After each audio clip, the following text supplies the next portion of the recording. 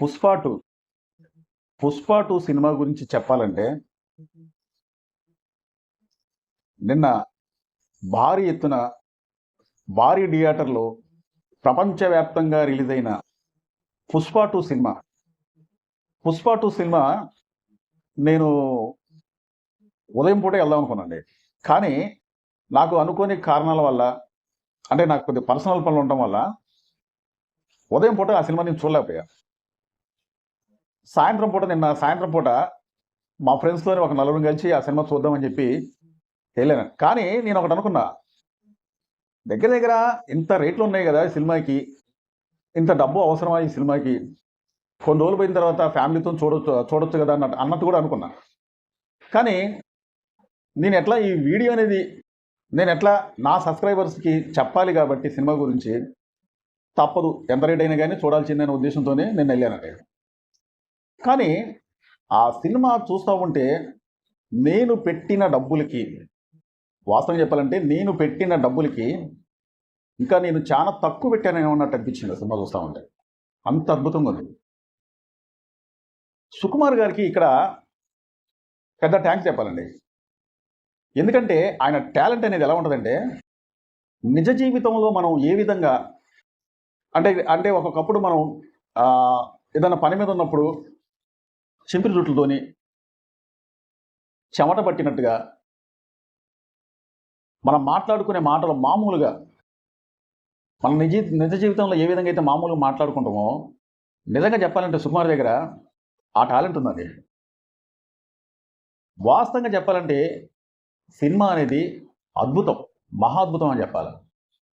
ఎందుకంటే కొన్ని సీన్లు చూస్తూ ఉంటే గూస్ బంప్స్ వచ్చాయండి. అల్లు అర్జున్ గారు మాట్లాడే డైలాగులు అతన్ని ఏ విధంగా అయితే చూపెట్టాలో మనం ఊహించిన దానికన్నా ఒక శిల్పంలాగా ఎక్కిందండి ఈ సినిమాలలో అల్లు అర్జున్ గారు కొన్ని సీన్ల కోసం ఎన్ని టేకులు తీసుకున్నా నాకైతే తెలియదు, కానీ సినిమా మాత్రం వేరే లెవెల్.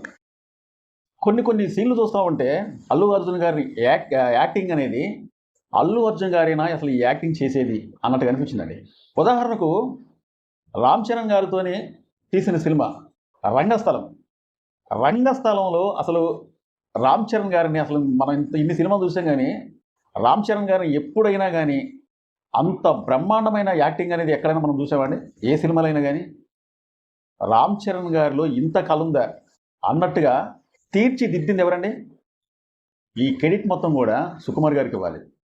రామ్ చరణ్ గారు అతని అన్న చనిపోయేటప్పుడు అతను పట్టుకొని వేడిసే సినిమా, ఆ సీన్ అనేది చూస్తూ ఉంటే అసలు ఆ థియేటర్లో ఎవరికి కూడా కంట్లో కన్నీళ్ళు కూడా ఆగలే. అంత అద్భుతంగా రామ్ చరణ్ గారిని చూపెట్టారు సుకుమార్ గారు. అదేవిధంగా పుష్ప టూలో కూడా కొన్ని సన్నివేశాలు ఉన్నాయండి. అసలు ఇసంటి సినిమా తీయాలంటే సుకుమార్ గారి తర్వాతే అన్నట్టుగా అనిపించిందండి. ఎందుకంటే బన్నీ గారితోని అమ్మవారి గెటప్లో బన్నీ గారు చేసిన యాక్టింగ్ కానీ, అతన్ని తీసిన విధానం కానీ, ఆ సీన్స్ చూస్తూ ఉంటే నిజంగా మనం ఆ తెరని, అంటే ఆ సినిమాని కళ్ళు ఆర్పకూడదు, అంటే కళ్ళు ఒకవేళ ఆర్పినట్లయితే ఏం మిస్ అయిపోయిద్దో సీన్ అనేది అన్నట్టుగా అనిపిస్తూ ఉంటుందండి. అంత అద్భుతంగా ఉందండి. ఎందుకంటే ఇంకా అసలు ఆ సినిమా గురించి ఎక్కువ చెప్పాలన్నట్టుగా అనిపిస్తుంది, కానీ అంటే ఆ కథ గురించి ఒకవేళ చెప్పినట్లయితే సినిమా కథను మొత్తం కూడా నేనే లీక్ చేసినట్టు అయింది. కానీ అల్లు అర్జున్ గారి యాక్టింగ్, ఆ తీసే విధానం డైరెక్టర్ గారికి మెచ్చుకుంటాడు.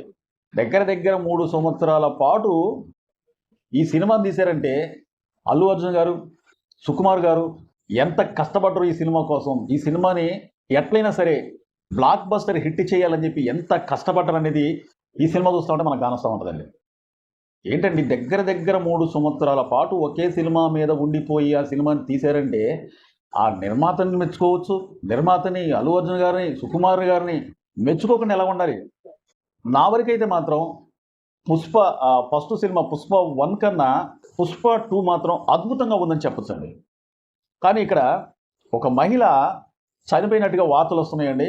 ఎందుకంటే థియేటర్కి వెళ్ళిన తర్వాత అక్కడ అభిమానుల కోలాహలం, తొక్కిసలాటలో పాపం ఆ మహిళ చనిపోయినట్టుగా వార్తలు వస్తున్నాయి. అంతేకాకుండా ఆమెతో పాటు వచ్చిన ఆమె అబ్బాయి కూడా చాలా సీరియస్గా ఉందన్నట్టుగా నిన్నైతే వార్తలు వచ్చినాయి.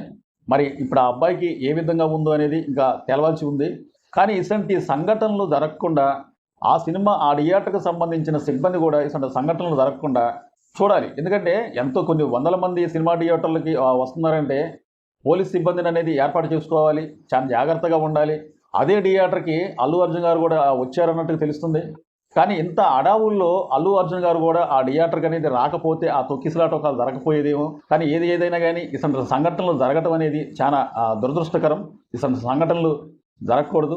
పోతే సినిమా నిర్మాతలు, డైరెక్టరు చిరంజీవి గారి దగ్గరికి చిరంజీవి గారిని కలవటానికి వెళ్ళారటండి.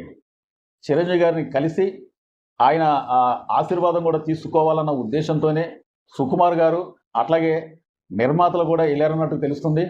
ఏది ఏమైనా కానీ 3 సంవత్సరాల పాటు చాలా కష్టపడ్డ ఈ టీంకి అంటే అల్లు అర్జున్ గారు, అట్లాగే డైరెక్టర్ సుకుమార్ గారు, నిర్మాతలు, కెమెరామ్యాన్ నుంచి సాంకేతిక నిపుణులు ఈ సినిమాలో పనిచేసిన ప్రతి ఒక్కరి కష్టానికి ఫలితంగా ఈ సినిమా అనేది అద్భుతంగా అయితే మాత్రం నాకైతే అనిపించింది.